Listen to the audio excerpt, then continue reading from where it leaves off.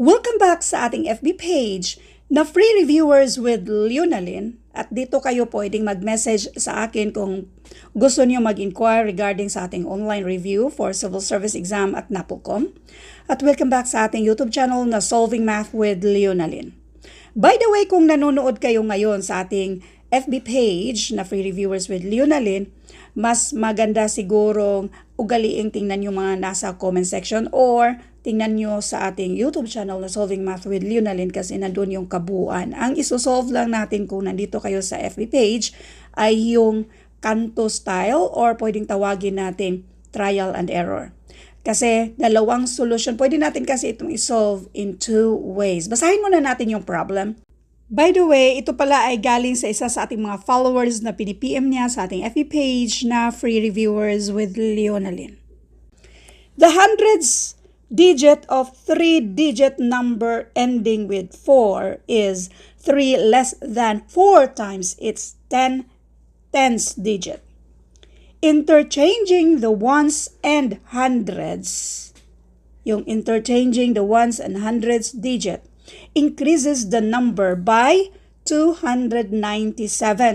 What is the sum of digits? So yung mga digits, yung sum of digits lang ang tinanong dito. Let's solve this in two ways. Pero yung algebraic way ay panoorin nyo sa ating YouTube channel na Solving Math with Leonalyn. Dito muna tayo sa tinatawag nating trial and error or pwede naman ding tawagin itong Kanto style. Given na yung ending niya ay 4 daw. So therefore, yung last digit dito sa tatlo ay 4. Ang hanapin natin ay itong dalawa.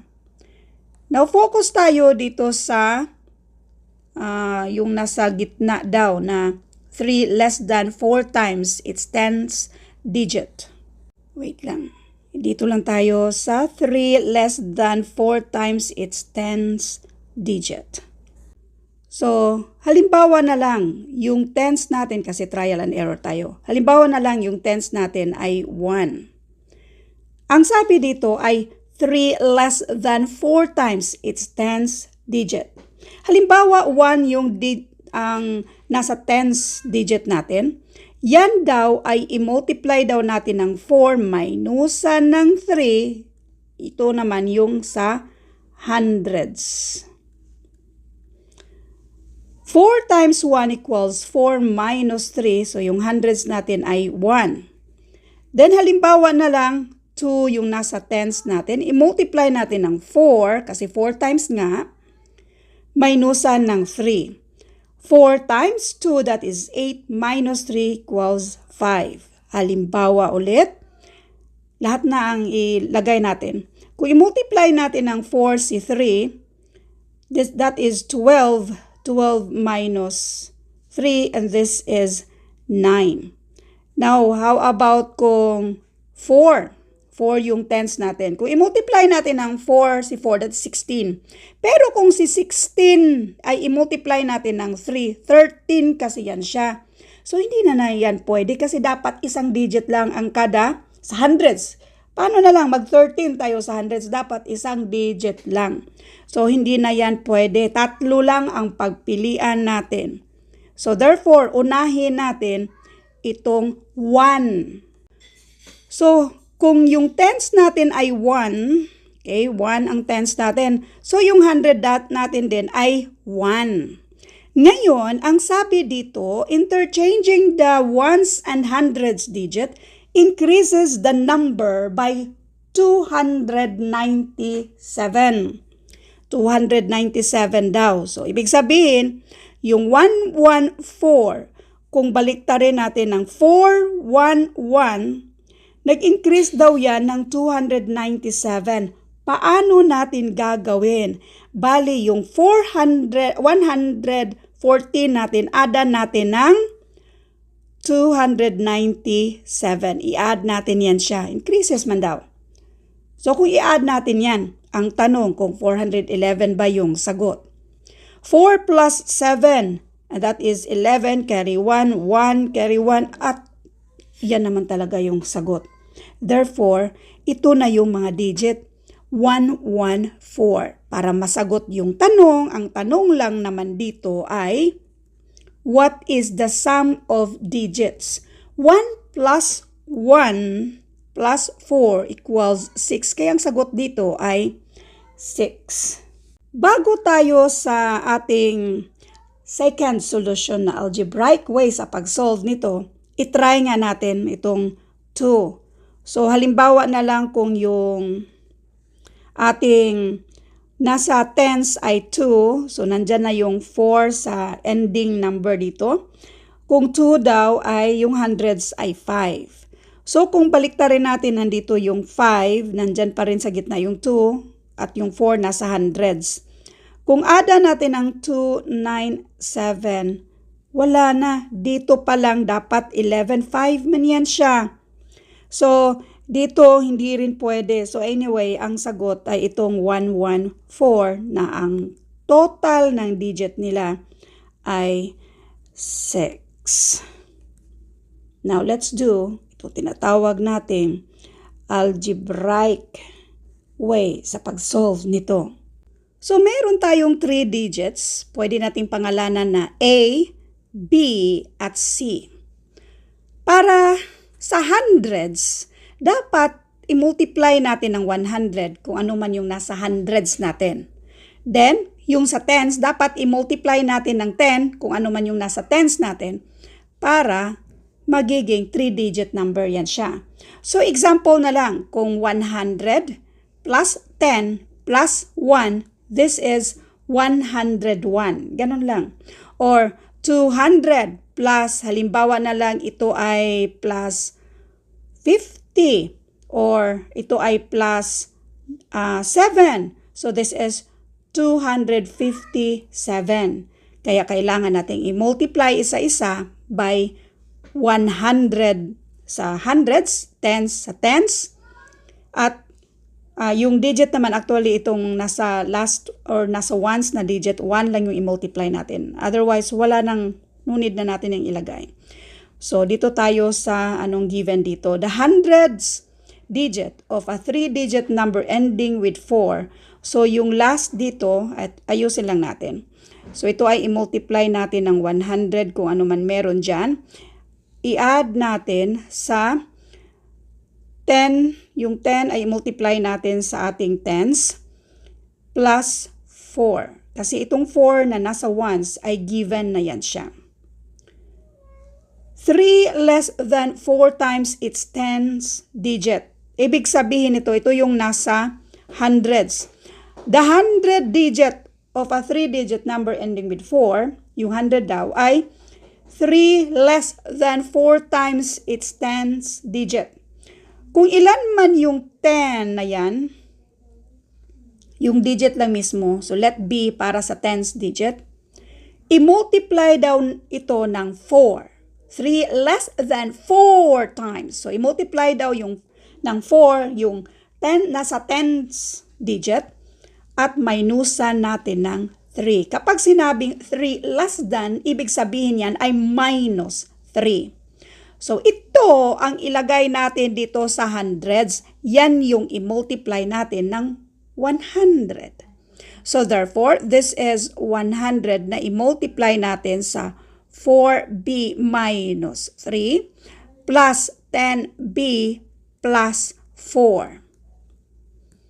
Okay. Isa-isahin muna natin ito. So, this is 400b. 100 times negative 3. This is negative 300 plus 10b plus 4. Ipagsama natin yung mga like terms dito. So, 400b plus itong 10b ay 410b. Negative 300 plus 4, this is negative 296. Now, kung baliktarin natin itong si 4 at itong 4b minus 3 na minumultiply natin ng 100, ang i-multiply natin ngayon ay yung 4. So, bali, yung 100 doon na natin sa 4 i-multiply plus 10b plus yung ating nasa last digit ay yun na yung 4b minus 3. So, i-multiply ulit natin. This is 400 plus 10b plus 4b minus 3. Ipagsama ulit natin yung mga like terms at yan ay 10b plus 4b. This is 14b. 400 minus 3 and this is plus 397. Ang next natin gagawin ay kukunin yung difference dito sa dalawa. Nag-increase daw ng 297. So therefore, itong pangalawang ginawa natin, yan yung minusan natin dito sa una. Okay, minus natin yan.